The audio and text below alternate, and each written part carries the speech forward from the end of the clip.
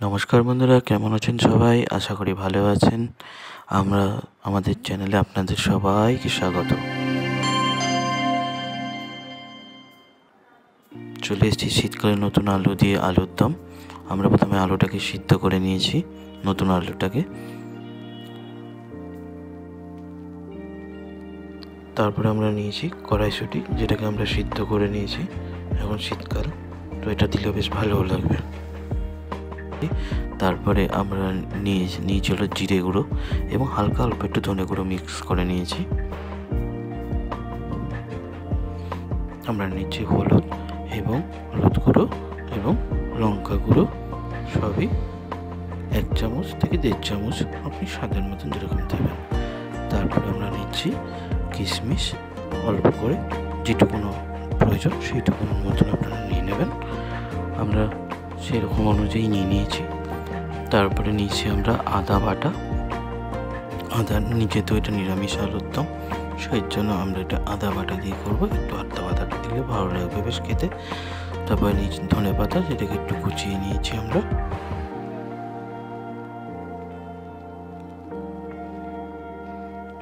তারপরে নিয়েছি আমরা একটা টমেটো কুচিয়ে নিয়েছি চপিং করে, দেখতেই পাচ্ছেন আপনারা স্ক্রিনে। এই হলো আমাদের সব উপকরণ সামগ্রী।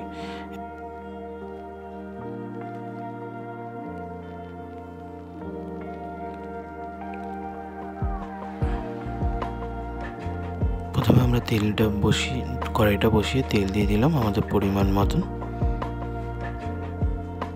তেলটা গরম হওয়া পর্যন্ত আমরা ওয়েট করব, যে গরম হয়ে যাবে। তারপরে আমাদের নতুন আলু যে সিদ্ধ করা রয়েছে সেগুলোকে এক এক করে ছেড়ে দেব। যতটা কড়াইয়ের মধ্যে আসবে, ওই তেলের মধ্যে যতটা আলু আসবে ততটা করেই আমরা ভাজা করব। আস্তে আস্তে আমরা দেখব যে আলুটা হালকা লালচে এবং হয়ে উঠলে আমরা সেটাকে আবার তুলে নেব। যতক্ষণ না লালচে হচ্ছে আমরা ততক্ষণ সেটাকে এপিট ওপিট করে ভাজতে থাকবো। আলু ভাজা হয়ে গেছে, হালকা লালচে করে দেখতেই পাচ্ছেন আপনারা। এবার আমরা আলুটাকে তুলে নিচ্ছি।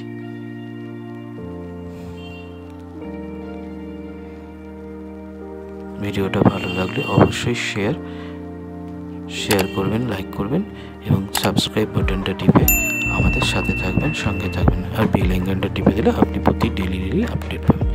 আমরা আলুটাকে ভেজে আমরা এবার তুলে নিলাম। তুলে নেওয়ার পর আমাদের ওই যে তেলটা দেওয়া ছিল তার মধ্যে তেজপাতা এবং হালকা গোটা জিরে দিয়ে গোটা জিরেটাকে একটু ভেজে নিলাম। ভেজে নেওয়ার পর আমরা যে টমেটোটা চপিং করে রেখেছিলাম সেই টমেটোটা ওই তেলের মধ্যে দিয়ে দিলাম সম্পূর্ণটা। হালকা করে এবার আমরা ওটাকে নাড়াতে থাকবো, নাড়িয়ে যাতে ওটা সম্পূর্ণই তেলের মধ্যে চলে আসে, যাতে ফ্রাই হতে পারে।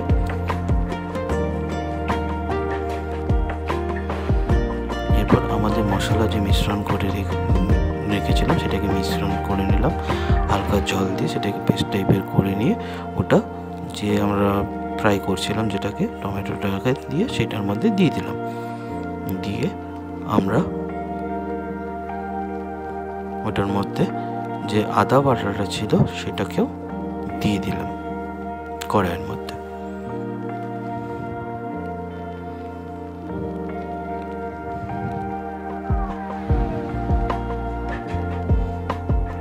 আঁচটা দেখতেই পাচ্ছেন, অল্প আঁচে করতে হবে। এবং যে মশলার বাটি যেটা ছিল সেটার মধ্যে একটু জল দিয়ে ওটাকে ধুয়ে আবার ওই জলটা ওই কড়াইয়ের মধ্যে দিয়ে দিলাম। দিয়ে এবার হালকা করে নাড়াবো।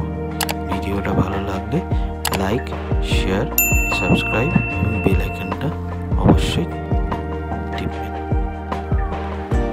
এবার আস্তে আস্তে করে আমরা ওটাকে নাড়াতে থাকবো মিক্সারটাকে। এবং কিছুক্ষণ পর আমরা সেটার মধ্যে স্বাদ মতো নুন,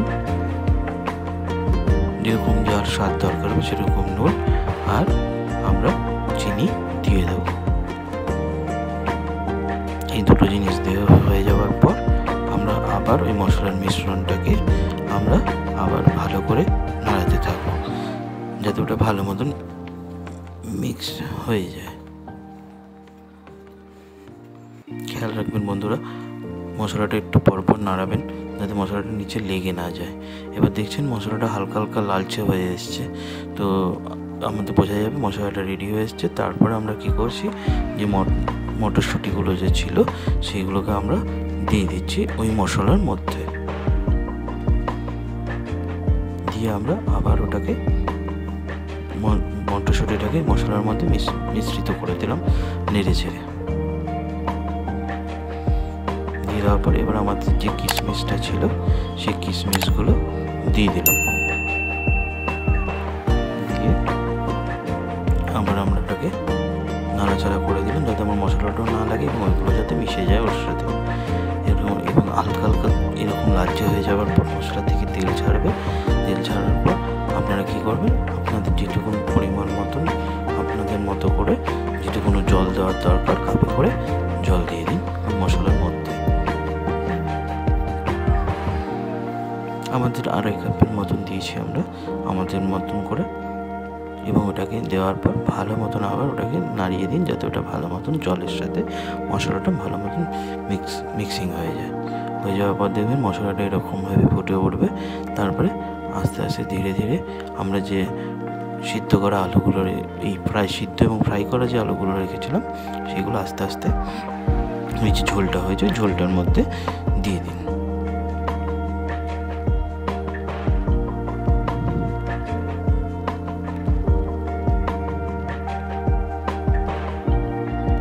আলুগুলো দিয়ে দেওয়ার পর হালকা হালকা করে আলুটাকে ওই ঝোলের মধ্যে মিশিয়ে দিন যাতে সম্পূর্ণ আলু যতটা দিয়েছেন ততটা মোটামুটি জল ওই ঝোলটার মধ্যে কভার আপ করে যায়। দিয়ে ওটাকে রাখুন কিছুক্ষণের জন্য। হ্যাঁ, যেটা ছিল যে আমাদের এই যে গরম মশলার গুঁড়োটা যেটা রয়েছে আমরা তখন দেখাতে পারিনি গরম মশলার গুঁড়োটা, এরপর লাস্টে আমরা আলুর ডিমটার উপর দিয়ে আমরা ছড়িয়ে দেবো।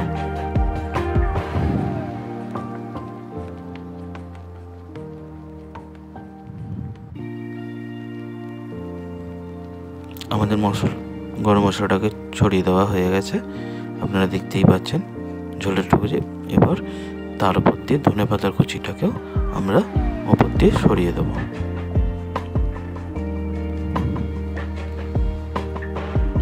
ভালো মতন দিয়ে দিলাম ধনেপাতার কুচিগুলোকে, আপনারা দেখতেই পাচ্ছেন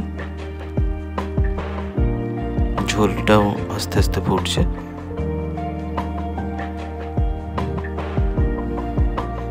এবার আলতো করে নাড়িয়ে দিন যাতে গরম মশলা এবং ধনেপাতার কুচিটা আস্তে আস্তে ওটার সুগন্ধটা যাতে ঝোলটার মধ্যে চলে আসে আমাদের আলুর দমের ঝোলের মধ্যে।